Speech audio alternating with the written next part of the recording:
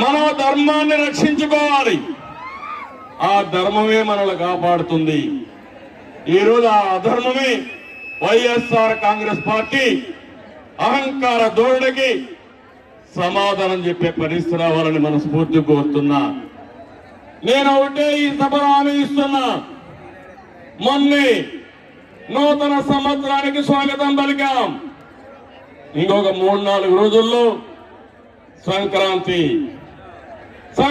నీ జీవితాల్లో వెలుగు తేవాలని, నీ కుటుంబాలు సుఖ సంతోషాలతో ఉండాలని మనస్ఫూర్తిగా ఆకాంక్షిస్తున్నా.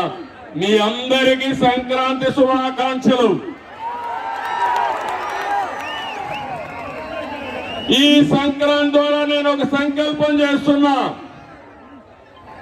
జగన్మోహన్ రెడ్డి రాతి యుగం పోవాలి. మళ్ళీ రాబోయే రోజుల్లో తెలుగుదేశం జనసేన స్వర్ణ యుగం ఈ రాష్ట్రంలో రావాలి, తెలుగు జాతికి రావాలని నా ఆకాంక్ష, నా సంకల్పం.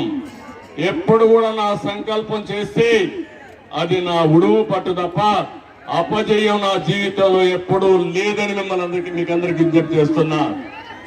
నాకేదో ముఖ్యమంత్రి పదవి కోసమో, పవన్ కళ్యాణ్కి అధికారం కోసమో, 2 పార్టీ నాయకులకు కార్యకర్తలకు అధికారం కోసం కాదు. ఈ రాష్ట్రంలో జరిగే పోరాటం అహంభావంతో విర్రవీగిపోతున్న సైకో జగన్ కి 5 కోట్ల ప్రజానీకానికి జరిగే పోరాటం అని చెప్పి కూడా నేను మీకు తెలియజేస్తున్నా.